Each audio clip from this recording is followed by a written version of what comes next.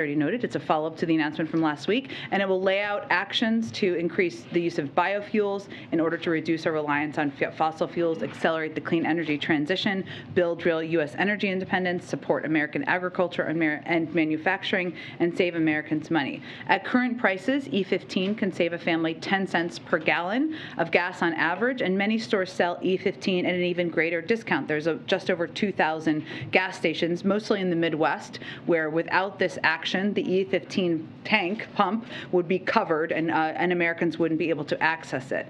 So this builds on the additional steps the president has taken, authorizing the release of 1 million barrels per day from the Strategic Petroleum Reserve for the next 6 months, and the largest release in history, working around and building a coalition around the world to release an additional 60 million barrels. I also wanted to give you a little bit of a week ahead, a quick overview for the week ahead. As you're well aware, tomorrow the President and the First Lady will attend the White House Correspondents' Dinner, where the President will speak, and I will lower expectations and say it's not funny at all. Just kidding, see? The following day, President Biden will travel to Minneapolis, Minnesota to attend the memorial service of former Vice President Walter Mondale, who was his friend and mentor. On Monday, the President will present the Presidential Rank Awards to 230 winners for 37 federal agencies in a virtual ceremony. Then he and the First Lady will host a reception to celebrate Eid in the East Room. On Tuesday, the President will travel to Alabama, as we've already announced, to visit a Lockheed Martin facility which manufactures weapon systems such as Javelin anti-tank missiles, which we are providing Ukraine to defend against the Russian invasion. He will also discuss, while he's there, his supplemental funding request, which will help Ukraine defend itself over the long term, support democracy in Ukraine, and address humanitarian needs and economic disruptions due to Putin's war. And on Thursday, the President and First Lady will host a Cinco de Mayo reception in the Rose Garden. Also wanted to note Gary Rosenberg. Where are you, Gary? Hello, Gary. Gary is retired. He's one of the ABC crew members here at the White House. He is retiring today after 43 years. Great, Gary. So, amazing. Thank you for your service. We're not going to make any connection between your timing and the fact that ABC is reportedly taking Kim Kardashian and Pete Davidson to the dinner. Maybe you'll have a wild weekend. So let's get to your questions. I have hopefully a lot of follow-ups to a lot of the supplemental questions you all had yesterday, which I'm sure will come up. So why don't we get to you, Chris? I was going to start with the supplemental, actually. Okay, great. So just wanted looking for an update on where things stand with that, and also with COVID funding, how the conversation's gone so far, and how are things going with Republicans as well in getting their support for some of these measures? Sure. Well, as I noted yesterday, after we put out and announced this request, we have been working full steam ahead in engaging and having discussions with appropriate members, committees, staff about the urgency in moving both of these requests forward.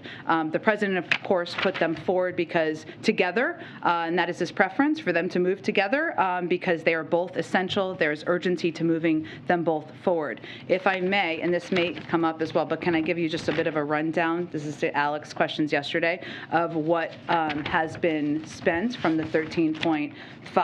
Let me just see if I can find this here.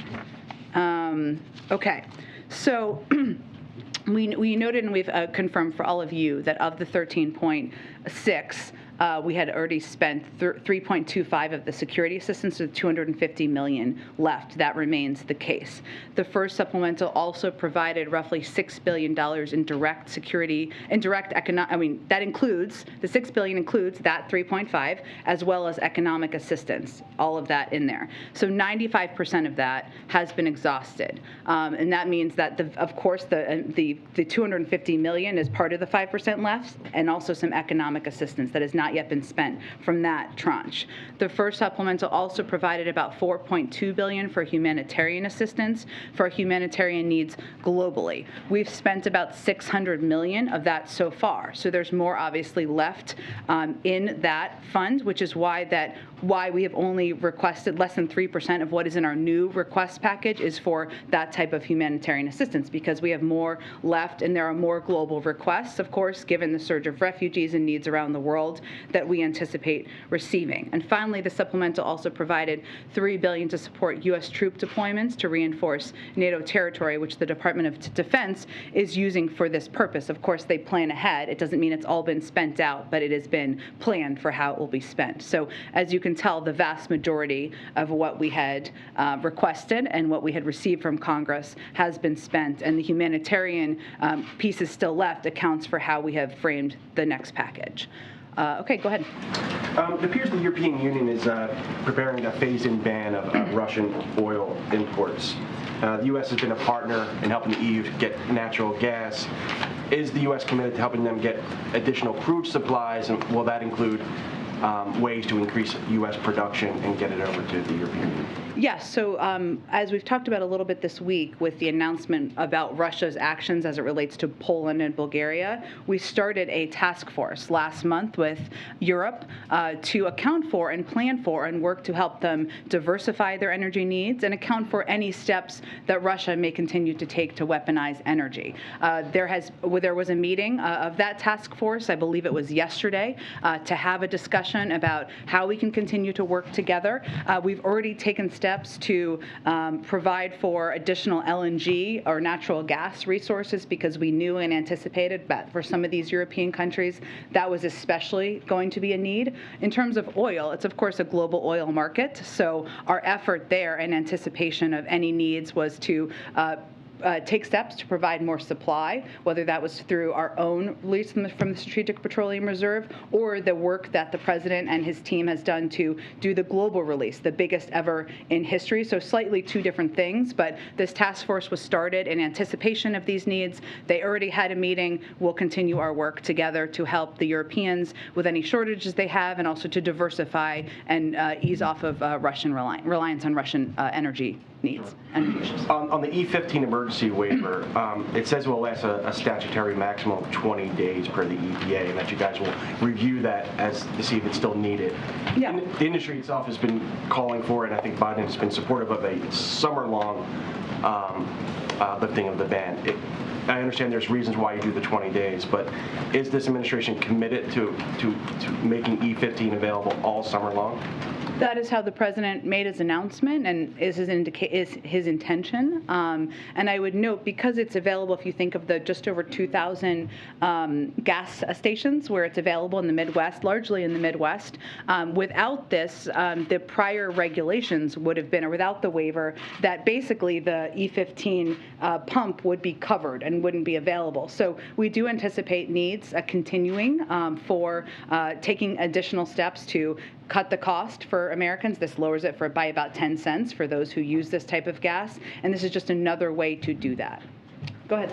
Vladimir Putin has confirmed that Russia will be attending the G20 summit, so could we get a reaction from the White House on that? And then related to that, is there any scenario, anything that could happen between now and 6 months from now where the U.S. would actually welcome Russia's presence at the G20, see it as being constructive or productive for Russia to be a part of that summit? Well, there's a lot that could happen between now and then, but we certainly haven't seen an indication to date of Russia's plan to participate in diplomatic talks constructively. Our hope certainly is that will change, because obviously diplomatic talks and conversations is the way to bring an end to this conflict, and President Putin could end this tomorrow, could end this right now. But I'm not going to get ahead of what that looks like. Obviously, this is an ongoing war on the ground.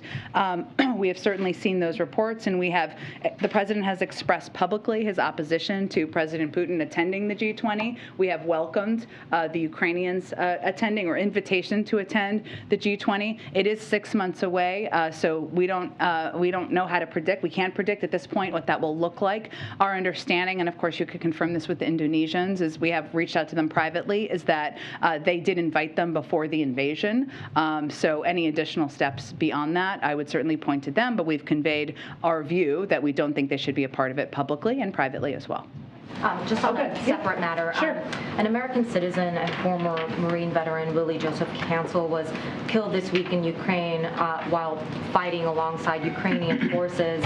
His mother told CNN that he went to Ukraine because he believes in what Ukraine was fighting for. First of all, is there a message for his family? Well, first of all, our hearts go out to his family and loved ones.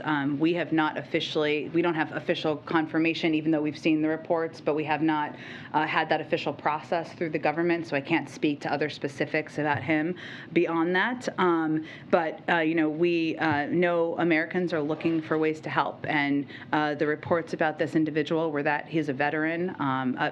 He had a child, I believe, and certainly sounded like a very passionate young man. We know people want to help, but we do encourage Americans to find other ways to do so rather than traveling to Ukraine to fight there. It is a war zone. It's an active war zone, and we know Americans face significant risks. But certainly, we know a family is mourning, a wife is mourning, and our hearts are with them. So any other American that is looking to go to Ukraine for the purpose of fighting alongside Ukrainian forces, the U.S.'s message is strictly do not go. Our advice for months now has been that Americans should not travel to Ukraine for any reason.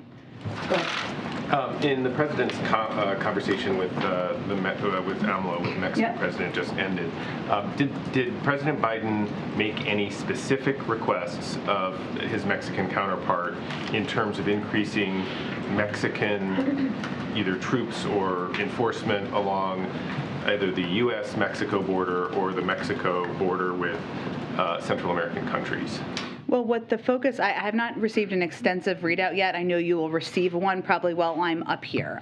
But the majority of the conversation was about migration and was about continued work on coordination, on economic coordination, on taking steps to reduce migration to the border. And they have been a partner in that over the last several months. In terms of specific asks, I just don't have more on that. But I know, Mike, that one of the follow-ups here will be coordination and discussion at a high level from members of their respective national security teams to continue to work together as we head toward the important meetings coming up in a few weeks. Yeah, I mean, I think just as a quick follow-up, I understand that it just ended, and so maybe you don't have the information now. Yeah. If there's a way to get more information about the specific question of whether or not the United States has asked, you'll remember President Trump pushed the Mexican government to try to increase enforcement along the border by threatening tariffs. Obviously, that's a different strategy. It's not our approach. Probably isn't your approach, but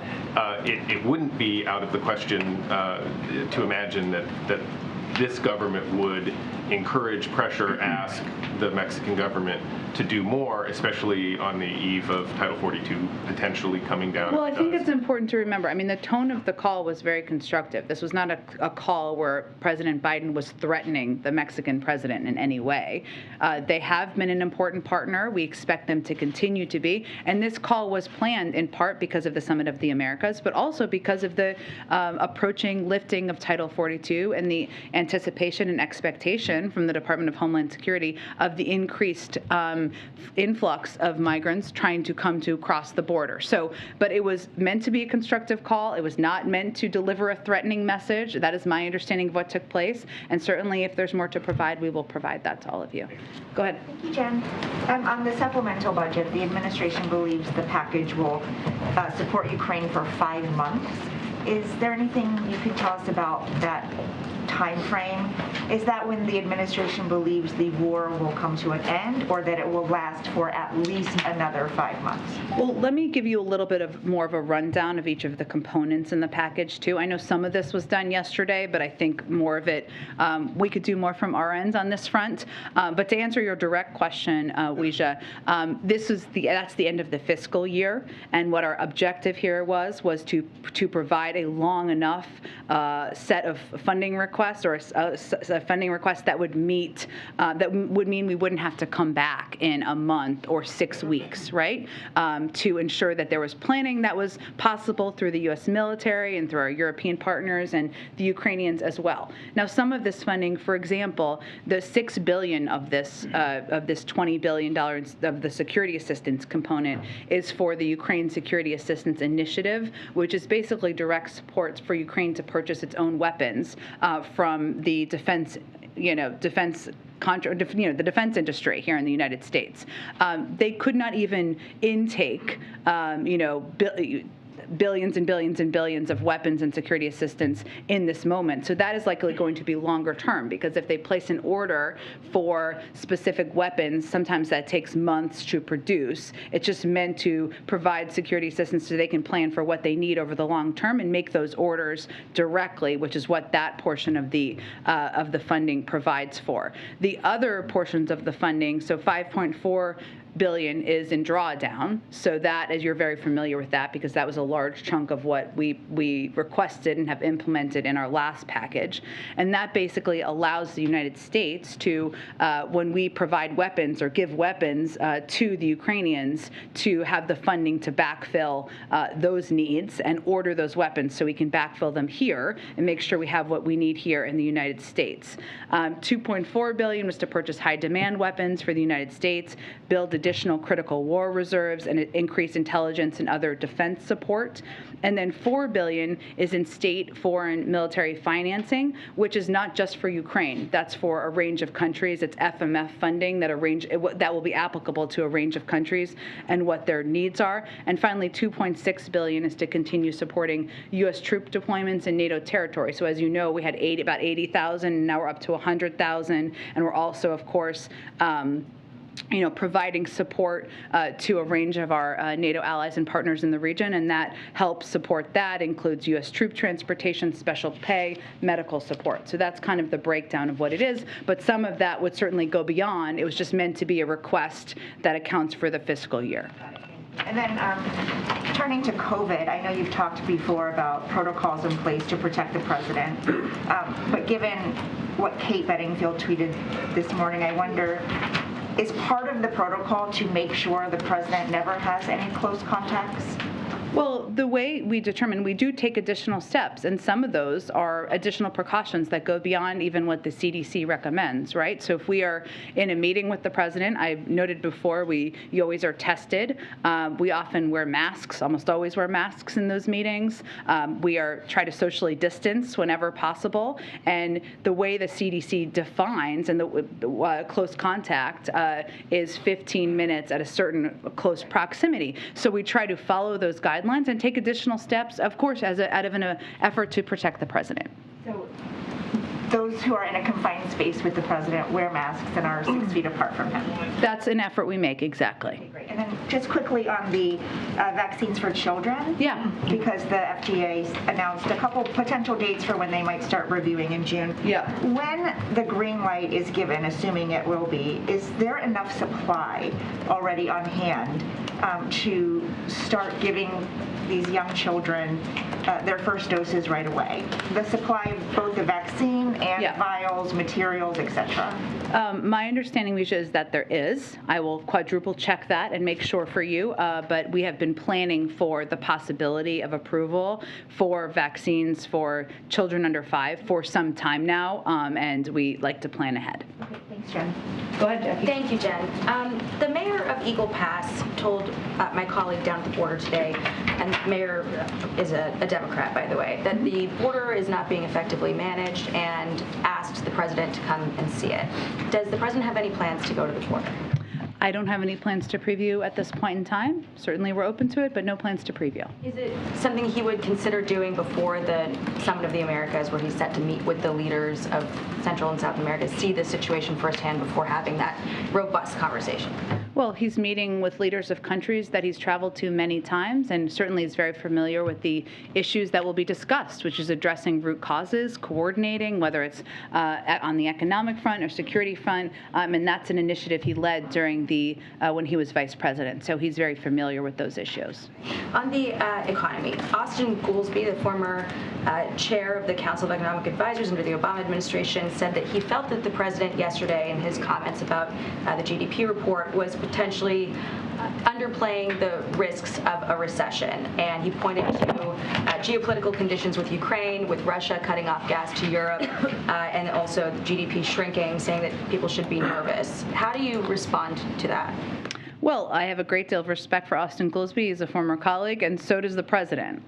But what we look at is a range of economic data, including economic data that was in the GDP numbers yesterday, which I did some explaining of yesterday. But some of the data that was in there show very encouraging signs that economists look at. Many independent economists monitor closely. American consumer spending, business investment, residential investment, all up. The decrease as it relates to exports is largely because our economy is stronger than many economies around the world, and the inventory numbers, which is kind of the number that went down, that brought it down, is in large part because the fourth quarter inventory numbers were the highest in history, and these numbers are done as a comparison from quarter to quarter. So I think we felt it was important to explain the data and what it means. We continue to monitor economic data. It's important to note that some important components of it are we created more jobs last year than any job in American history.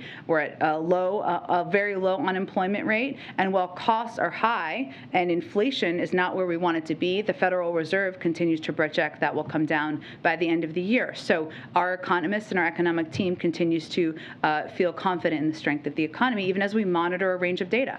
Jennifer Granholm said something, though, that was interesting about inflation coming down. She said some economists are suggesting inflation is going to level off a bit, but it's just so hard to know because we don't know what's going to happen on the war on this. So she's seeming to also allude to geopolitical conditions that might not result in these projections coming to fruition. Well, the Federal Reserve makes the official projections, right, for the government. What I will note, and I think maybe she was referring to, is even the new economic data we saw today, energy accounted for 61% of the reasoning for the increase in the inflation numbers. And we know that because of Putin's unprovoked invasion in Ukraine, that it's driving food costs, but also energy costs, and that is a huge driver. So that's why the president is taking a range of steps. The historic release from the Strategic Petroleum Reserve, even the steps, certainly smaller as it relates to E15 today, to work to really target and focus on energy prices and costs. And I have just a couple questions on the disinformation board. Sure. Yesterday, you had told me that you were not familiar with Nina Jankowicz. I'm wondering if you have more information on her today. Also, Secretary Mayorkas said that he was not familiar with statements that she had made surrounding the Hunter Biden laptop. And I'm just wondering, how is she hired if you in the White House are not familiar with her, if Mayorkas is not familiar with her statements? What's the process for putting her into a position like this? Who's in charge of her? Well, let me give you a sense of who she is. She's an expert on online disinformation. She was formerly in the Wilson Center's she was formerly a disinformation fellow at the Wilson Center. She's testified before Congress as well as the United Kingdom and European parliaments, advised a Ukrainian foreign minister, particularly relevant in this moment, under the auspices of a Fulbright Public Policy Fellowship, and overseeing Russia and Belarus programs at the National Democratic Institute. Any hiring decisions are up to the Department of Homeland Security, but this is a person with extensive qualifications. What I will tell you about the board and what the board is doing, this is a continuation of work that began at the Department of Homeland Security in 2020 under former President Trump. Is it, though, I guess, can you describe what her job is going to be? Because there's been some TikToks that she has put out, and it seems like rather than, calling balls and strikes on this, story is false, and this story, and here's the truth on it, one line stood out to me. They're laundering disinfo. We should really take note and not support their lies with our wallet, voice, or vote. Well, here's what the board is going to do, which I think is of particular interest. Again, a continuation of the work of the former president. So for anyone who's critical of it, I didn't hear them being critical of the work under the former president, which is just interesting to note contextually. But in the fact sheet that they put out, what they noted yesterday, what they noted in there is that this is meant to, one, the first bullet was about protecting privacy, civil rights, and civil liberties, and the First Amendment. They said the primary mission is to establish best practices to ensure that efforts to understand and respond to disinformation are done in ways that protect privacy, civil rights, and civil liberties. I'd also note that the first example they gave about what they're going to do is support the Department of Homeland Security's ongoing work, back to the former administration, to address how and understand how misinformation spread by human smugglers that prey on vulnerable populations attempting to migrate to the United States. There's no question, everybody, that bipartisan support for that, to address disinformation that's helping smugglers, helping people migrate, or providing false information, prompting people to migrate. This is also work that is helping to address unauthorized terrorism, other threats, and see how disinformation and misinformation is being pushed to lead to increase those. So that's all work. We think it's work that's been ongoing for some time. This is the form it's taking, and there's a fact sheet that details the specifics of it. You just outlined a lot of efforts that sound very worthy, but you've got someone from the Department of Homeland Security telling people how they should vote. How do you explain that to critics who say that doesn't sound right to me? This is an individual who will be overseeing the work of that board. Personnel decisions are up to the Department of Homeland Security. I just outlined the extensive history and background this individual has, but I think what's important to note here is what the board is doing, which is continuing what is important disinformation-related work that began under the former administration. Go ahead. Thanks, Jen. I want to ask you about some of the concerns that Democrats are expressing about Title 42, if it is in fact lifted, and these are some quotes that were in Politico today. Maggie Hassan says, what I didn't hear was specifics about numbers and deployment and really meeting the need at the border. Senator Catherine Cortez Masto said she still hasn't seen a comprehensive plan. And Senator Mark Kelly has said there's having things on a piece of paper and then what is going on in the southern border. And there's a huge disconnect. What is the administration doing to address those concerns and that criticism that there may be a plan on paper, but they certainly haven't seen it at the border yet? Well, first, there's an extensive plan on paper that includes a 6-pillar approach to planning for and preparing for the lifting of Title 42, including surging resources, personnel, transportation, medical support, facilities to support border operations. It also includes enhancing CBP processing efficiency and moving with deliberate speed to mitigate potential overcrowding of Border Patrol stations, something in anticipation they are preparing for the possibility of. It also includes administering consequences for unlawful entry. That's Pillar 3. It includes number 4 is bolstering the capacity of non-governmental organizations who've been important partners to us as we're working to implement, to receive non-citizens after they've been processed. It also includes targeting and disrupting the transnational criminal organizations, and finally deterring irregular migration. What it is not, and this is where we absolutely, of course, agree with these members and others, is an immigration reform plan. And that is something that we strongly support. This is a reminder of the need for, how outdated it is, how broken the system is, but Title 42 has never been an immigration plan. How soon will the plan that you just laid out actually go into effect, understanding that it may take some time? Yeah. But how soon will people actually feel the real impact so that, as Senator Kelly is saying, this disconnect doesn't exist, so that there's actual proof that it's taking place? Well, the Title 42 lifts on May 23rd.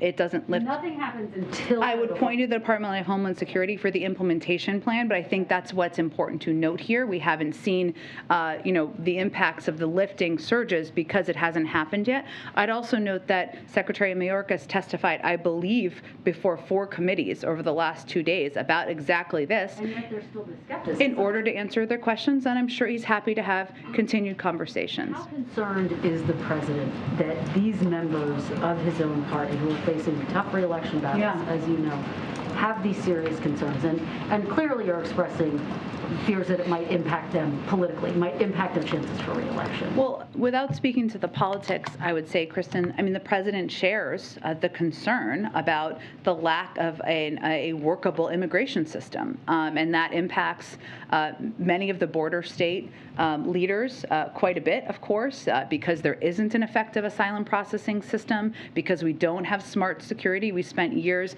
investing in a faulty border wall that was never going to be an effective mechanism. He shares their concerns about that, and he recognizes and agrees with that. How would you characterize how committed he is, understanding that an appeal, if it comes to that, is not in his hands? Would he want to see this fight go all the way to the Supreme Court?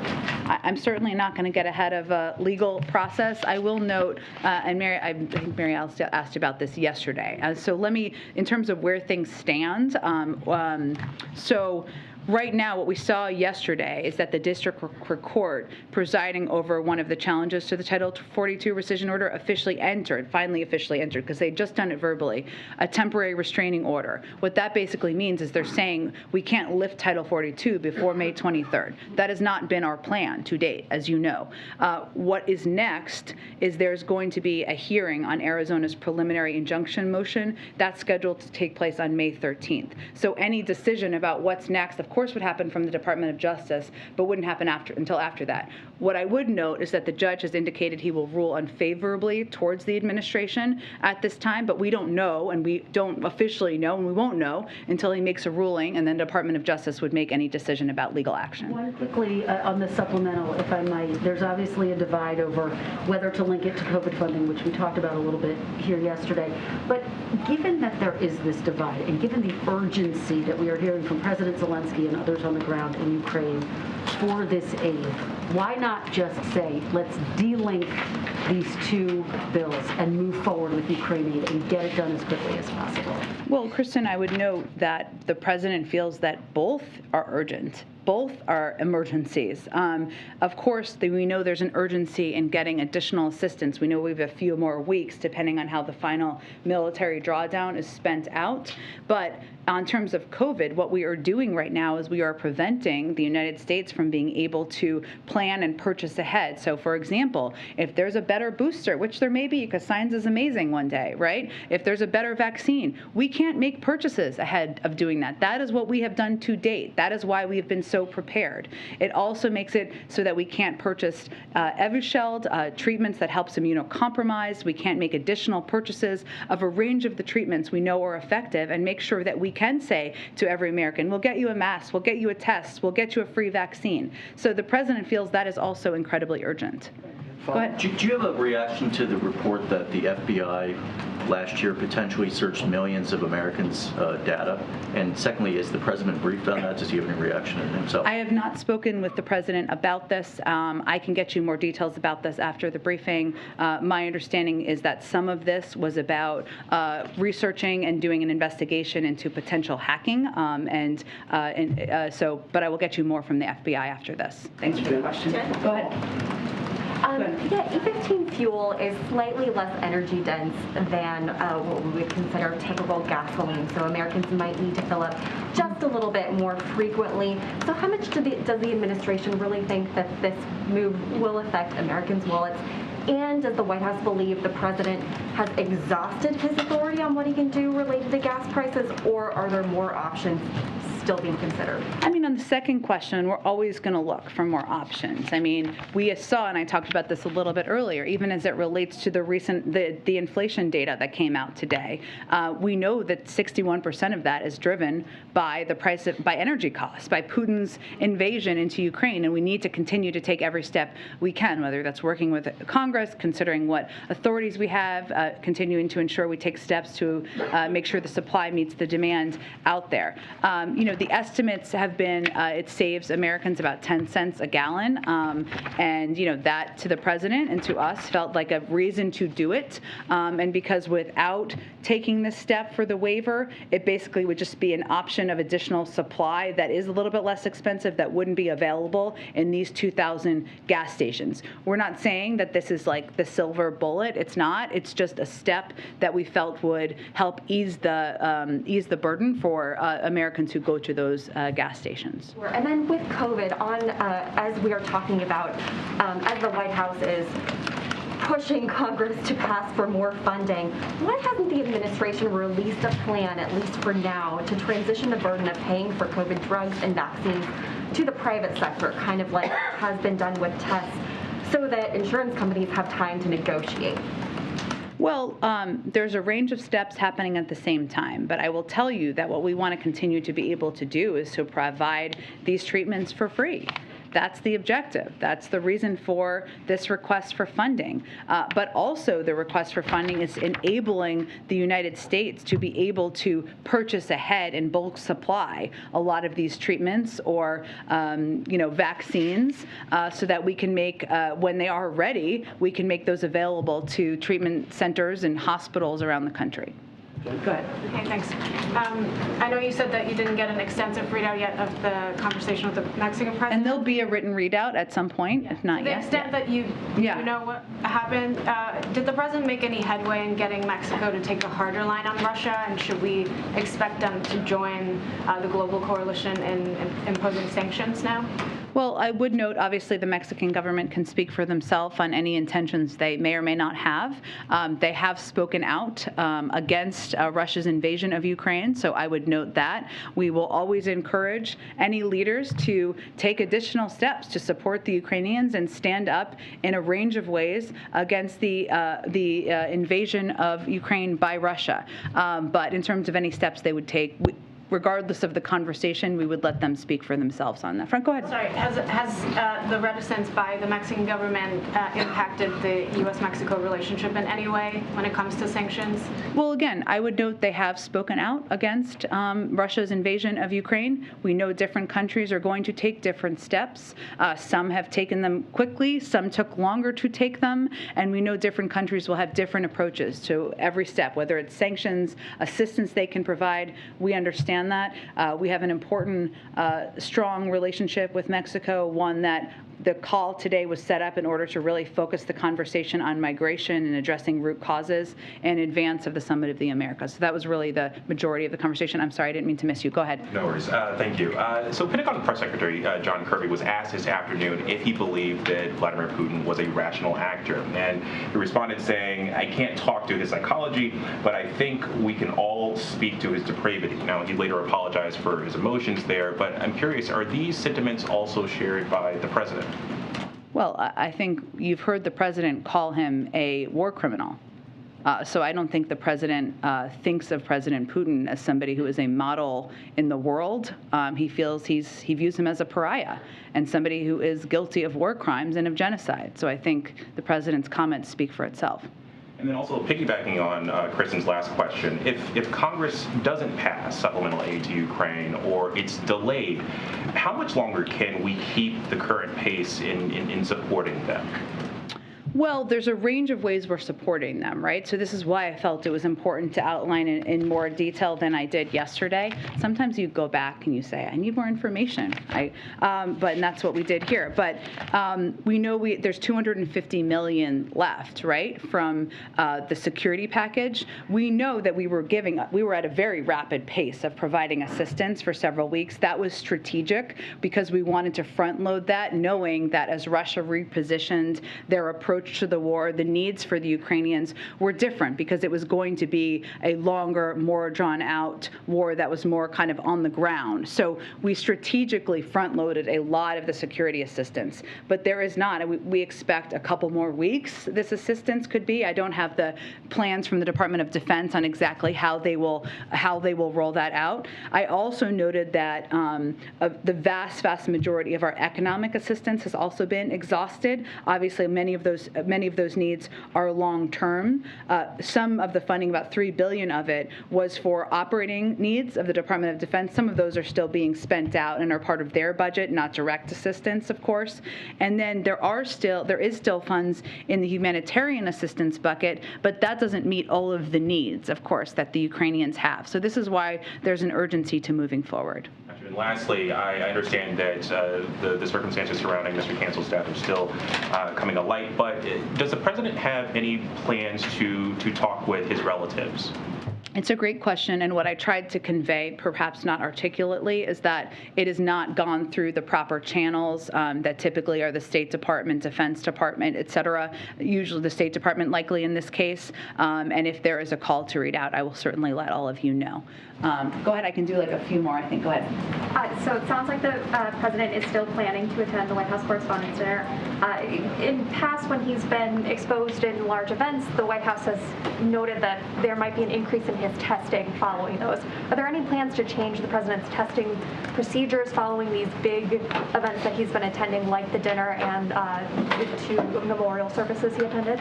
The testing protocol is determined by his doctor. He was tested yesterday and he tested negative, but I don't have anything to predict in terms of the future. I noted this the other day, but I think it's important for your question here, is that the president, we made a decision, it was important to him to attend the dinner to honor the work of journalists, all of you, many of your colleagues around the world, something the former president didn't do. But we also took additional steps. He's not attending the dinner portion. He's coming for the program. So, and he will likely wear a mask when he's not speaking. Obviously, he'll speak, and so he'll be there for about an hour or 90 minutes, I guess, depending on how long Trevor Noah speaks and others speak in the program. But we took that additional step as well. And then he's, of course, sitting on the dais up in the front. So the interaction, he's not attending any of the receptions or anything along those lines either. And then on the remarks, the president has been a guest on several late-night shows. Has he consulted any of those host comedians, brought in any outside help on his speech? Can you kind of bring us in the room on how he's approaching this as someone who has attended several of these dinners and seen them play out? He has. I would tell you the president has a very good sense of humor and is working hard on his own speech. On the topic of thank you, Jen. The administration has not said how long they expect the war in Ukraine to last, and that's understandable because no one knows what the future will hold.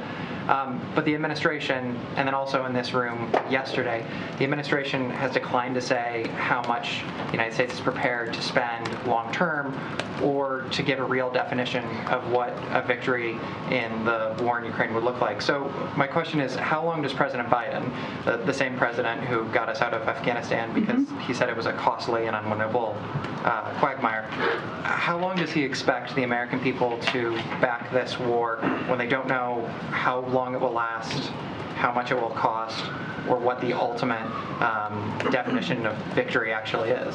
Well, I mean, let me just reiterate something the president has said from the beginning. I will get to your point, but I will get to your questions, I promise, that combating Russian aggression has costs. Leaving it unchecked would be even more costly. Allowing Russia to run rampant around Europe beyond Ukraine, which is what President Putin outlined in his speech right before he invaded, would be incredibly costly to the world and to the United States. We calculate that as well. Right now, I know, I will get there, I promise. I know you're raising your hand. You asked me a few questions. I'm going to get there. Right now, the importance of this package to the president is because every day Ukrainians pay the price of freedom in their lives, and he feels providing them with arms and foods is the right thing to do. And trying to plan for, and I noted that some components of this package are not limited. It's not that the spending will end at 5 months. It's just allowing the ability for us, the Ukrainians and the Europeans, to plan over the long term. In fact, much of the security assistance will be much longer than that. The reason it's difficult to define what winning is because obviously our view continues to be that an end will be through a diplomatic process and a diplomatic conversation. The Ukrainians are the ones to determine what the outcome of that will look like, not for us to determine on their behalf. So should we expect a line item appropriation for military aid to Ukraine for the next 5, 10, 15 years? I mean, is this open-ended? We, of course, want the war to end as quickly as possible.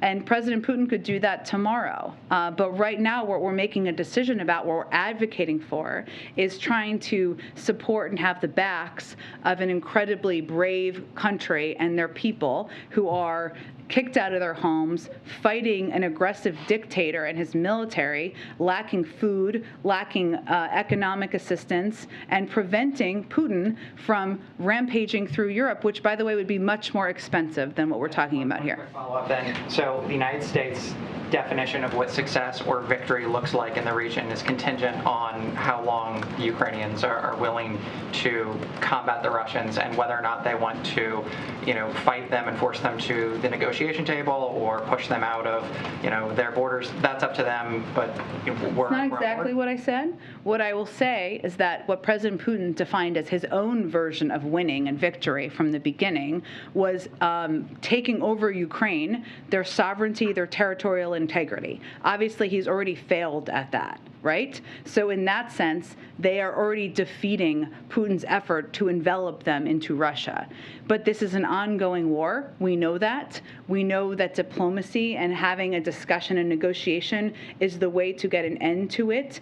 Our effort and our focus is on strengthening them at the negotiating table. And that's the role that we feel that we can play. I'm going to have to wrap this up. Asma, go ahead one more. Thank you. Oh, and Asma, you asked me a question yesterday about a credit. That is not possible. Yeah, I do get that. Okay, good. But for others? Yes. So there have been reports that EU countries are looking to approve a phased embargo on Russian oil as early as next week. Yeah. If that were to happen, it would be huge, and I'm curious how the White House is coordinating with the EU on this. Sure. So one of the steps that the president took last month was to start this task force with the Europeans. I mean, we took steps before that, right, to work with a range of countries in Asia and around the world to provide additional supply, LNG supply, where they had excess. Japan, for example, did that to provide excess LNG supply because they had the ability to do that to the Europeans in anticipation that Russia could weaponize energy, as we've seen President Putin do. There was a meeting of this task force yesterday to continue that coordination, have that discussion, and we're just looking for ways that we can help them address these needs that we long anticipated. Okay, thanks everyone. Given the weekend's events. Thank you, everyone. Question on press. You've been listening to White House Press Secretary Jen Psaki as she held a daily press briefing today. She announced the administration's working to lower gas prices by extending the winter blend of gasoline known as E15.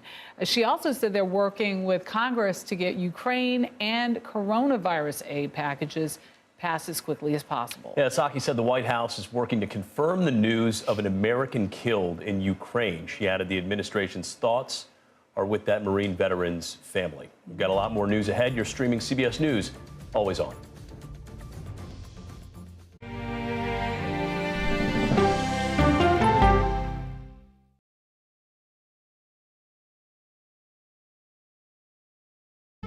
An original documentary from CBS reports. It's big! The metaverse, the virtual world that's become a cryptocurrency casino. It's like buying property on Mars. Do they get an actual picture of this? No, it's a digital copy. Why would they pay for that? Making millionaires almost overnight. We made more than $1 million